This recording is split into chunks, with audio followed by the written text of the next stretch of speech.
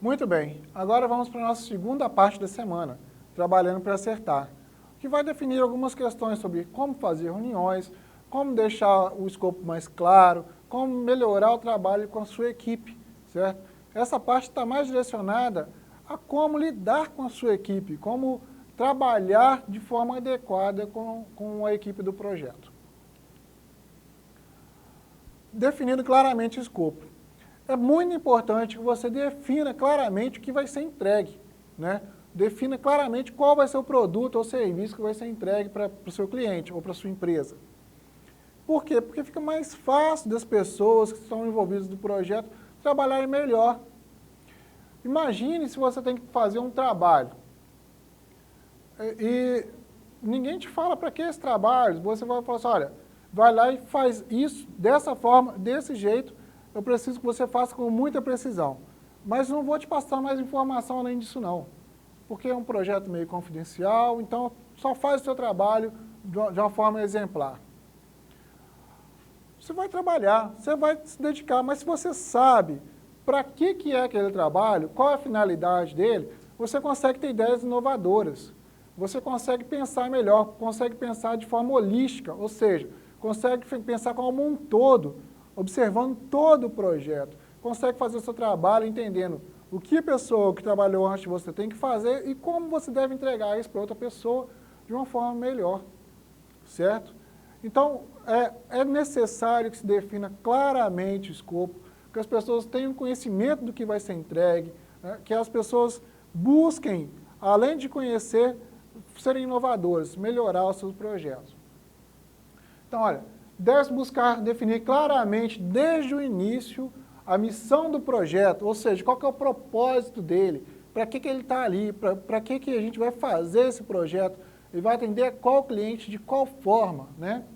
As especificações de desempenho e as características de produto, como esse produto deve ser feito, como ele deve ser elaborado, quais são as principais características dele, como deve ser o desempenho desse produto no mercado, como os clientes vão usar esse produto, certo? Tudo isso tem que ser definido de forma bem clara ainda no início do projeto. Considere as seguintes diretrizes na definição das especificações. Algumas diretrizes que a gente precisa saber e considerar para esclarecer o escopo, né? Faça definições claras e busque o acordo da equipe dos clientes, ou seja, defina claramente o escopo e faça com que a equipe entenda e também seu cliente, né? Faça com que eles deem as opiniões e veja se eles entenderam exatamente o que vai ser entregue, qual vai ser o nosso produto ou serviço.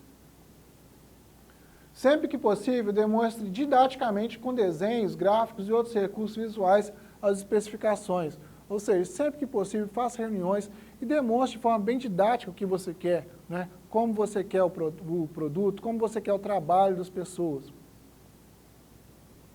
Doutrine a equipe em relação a possíveis problemas de especificações. Ou seja, doutrine a equipe para que, se houver algum problema, como ela deve proceder.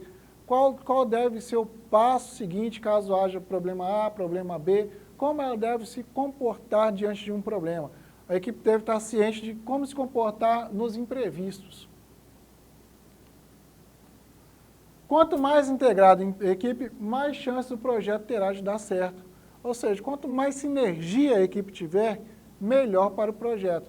Mais facilidade ele vai ter para alcançar o seu objetivo. Busque chamar a equipe para participar do processo decisório, isso motiva as pessoas. Chame o integrante da equipe e fala assim, olha, o que você acha se a gente montar desse jeito? A pessoa se sente motivada, ela se sente satisfeita, né? Ela começa a pensar, poxa, eu realmente sou importante aqui dentro. Ele me chama para tomar decisões, porque confia no potencial da pessoa, confia no potencial da equipe. Procure métodos participativos em sua forma de liderar. Faça delegação de poderes, de responsabilidades, né? Seja mais aberto e participativo, deixe que as pessoas também deem opiniões, né? Esteja aberto a ouvir as pessoas. Isso ajuda que a equipe seja mais engajada. O gerente deve deixar claro para si o projeto que assumiu, esclarecer as expectativas do cliente, da gerência da equipe. Ou seja, você tem que ter total consciência do que você pretende entregar, de qual vai ser seu produto. Deve deixar isso claro para a equipe, deve deixar claro para o patrocinador do projeto e para o seu cliente, principalmente. O seu cliente tem que ter entendido exatamente o que vai ser entregue e você tem que ter entendido exatamente o que o cliente quer. Entendeu? Então, é uma via de mão dupla. O cliente deve ser claro em suas especificações e você deve ser claro para o cliente o que vai ser entregue. Esclarecendo os papéis agora, né? Esclarecendo os papéis de cada um da equipe. Objetivos, metas de custo, cronograma, estágio em que o projeto se encontra e problemas a serem resolvidos devem ser esclarecidos no início do nosso trabalho, certo? Tudo isso deve ser falado com a equipe, deve ser debatido, deve ficar muito claro. Deve esclarecer a participação de cada membro da equipe, a sua expectativa em relação a cada um deles. Quando você contrata um membro para a equipe, você chama um membro para trabalhar nesse projeto, você tem que deixar claro qual é a sua expectativa, o que você espera dele, né? Você sabe que ele tem potencial, senão você não teria chamado. Então você tem que deixar claro o que você espera dessa pessoa, para que ela possa trabalhar em cima dessa expectativa, para que ela possa crescer em cima do que você espera dele. Então, quando você deixa isso claro, fica mais fácil, fica mais fácil de administrar a equipe, mais fácil do colaborador, do seu funcionário, do membro da equipe, trabalhar, porque ele sabe exatamente o que deve ser feito, exatamente o que se espera dele. E agora, coordenando as reuniões, né? Parece ser uma coisa muito fácil fazer uma reunião, né? Uma reunião é algo simples, junta as pessoas e se debate sobre um problema. Mas não é tão simples assim. Aqui eu vou colocar um passo a passo, né?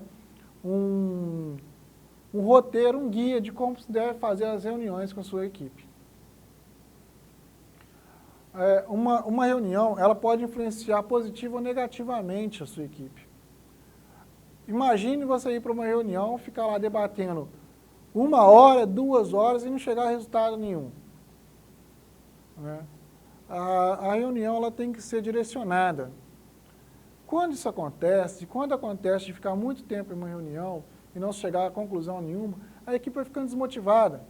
Ou imagine ainda ter que participar de uma reunião que você não tem nada a ver com o assunto. Por que isso? Acreditem, em algumas empresas isso acontece. Então, você deve selecionar quem vai participar dessa reunião, certo? Ah, Léo, mas eu estou privando as pessoas de ter informação. Não é isso. Não é isso. Você consegue fazer uma reunião mais interessante ou mais engajada com as pessoas que realmente vão tomar a decisão ou que precisam saber daquela informação. Essas pessoas podem levar para os outros funcionários, para os outros colaboradores. Não é que está escondendo informação ou negligenciando informação, nada disso. Você simplesmente está direcionando uma reunião para que ela fique mais fácil, mais didática, seja mais aceita pela equipe. O não funcionamento de um encontro, né, onde nada ficou acertado, deixou-se tudo para resolver depois, gera um sentimento de frustração, algo de um tempo perdido, né? Então, por isso que a reunião tem que ser precisa, tem que ser adequada. Quando bem preparada, a reunião é estimulante. As pessoas saíram com suas metas, com seus objetivos. Isso é bacana.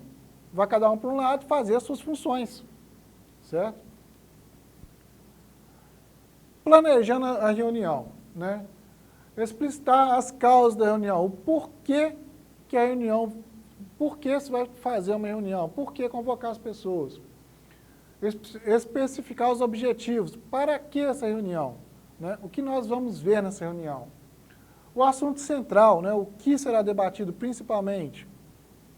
Tempo necessário, a reunião vai ser em torno de 20 minutos, meia hora, né? Não muito mais do que 1 hora no máximo, porque ela começa a ficar improdutiva. Quais pessoas deverão fazer parte dessa reunião, né? Para que não fique uma coisa chata, funcionário que não tem nada a ver com aquilo, ele se sente desmotivado. Estabelecer prioridades dos pontos a serem discutidos, quais são os pontos fundamentais da reunião. E aí também vem a questão da montagem de subsídios, né? O que eu vou precisar para ter uma reunião adequada, né? Uma reunião em que todos tenham ciência do que foi debatido e todos tenham ciência das suas funções. Questão de pessoas, né? Quadro de ideias, slides, instrumentos de apoio que eu vou precisar usar para a reunião, tese e temas a serem discutidos, material de apoio mesmo, folha para o pessoal anotar, caneta, é o que se deixa de ter algumas vezes nas reuniões. E aqui no andamento da reunião, né, a maneira como abordar o tema, como eu vou chegar nesse assunto, né, muitas vezes o tema não pode ser exposto de uma vez só, eu preciso fazer uma contextualização do que está acontecendo para expor o problema, para expor o tema. Que técnicas eu vou utilizar nessa questão de expor o tema, né? Uma abordagem, um caso, uma situação que está acontecendo hoje com a empresa, uma situação do projeto, uma situação que o cliente colocou. Como estimular e manter a discussão, ou seja, a discussão tem que estar fluente ali, né? Você tem que estimular ela, tem que estimular as pessoas para exporem as suas ideias. Estabelecer um cronograma para cada assunto, estabelecer uma média de prazo para cada assunto dessa reunião, para que não se gaste muito tempo debatendo algo que às vezes não é tão importante e acabe deixando algo que é muito importante de lado, porque a reunião ficou muito grande e ficou improdutiva. O lugar adequado, o lugar para a reunião também é importante, né? Tem que ser um lugar sem interrupções, sem barulho, né? Onde as pessoas vão conseguir trocar as informações de uma forma mais adequada. Assentos para todos, né? A disposição desses assentos para que as pessoas tenham total visão uma das outras, das ideias que elas estão expondo. Bom, assim nós encerramos a nossa semana 7, né? Encerramos o nosso curso. E o que nós vimos aqui nessa semana? A questão de encerramento do projeto, nós vimos quando o projeto deve ser encerrado, né? Esse quando é definido lá no planejamento, como eu faço para encerrar esse projeto, a distribuição física de materiais das pessoas, enfim. A avaliação de resultado, que é um feedback do projeto, do que foi feito. E começamos também a trabalhar para acertar, né? Aqui a gente começou a trabalhar de uma forma como lidar com as pessoas dentro do projeto, que é muito importante. Definindo o escopo, dissemos que é muito importante que o escopo seja claro, seja muito bem definido. Isso facilita tanto para o cliente, quanto para você gerenciar, quanto para o funcionário, para o colaborador, no desempenho das suas atividades. E falamos sobre reuniões, como coordenar reuniões para que elas sejam mais produtivas, mais claras, mais precisas. Estudantes, fica aqui o meu grande abraço para vocês.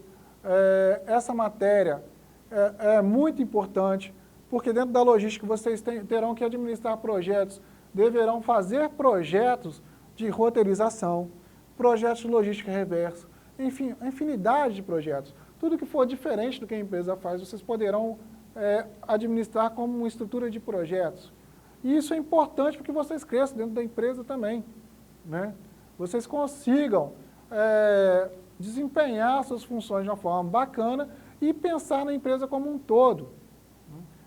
É isso que o dono de uma empresa quer, um funcionário comprometido. E além de ser comprometido, é inovador. E além de ser inovador, consegue pensar como uma estrutura de projeto. Ou seja, consegue falar o que vai ser feito, quanto vai custar, né? E quanto tempo vai demorar. Ou seja, escopo, prazo e custo desse projeto. Basicamente isso, um forte abraço, até mais.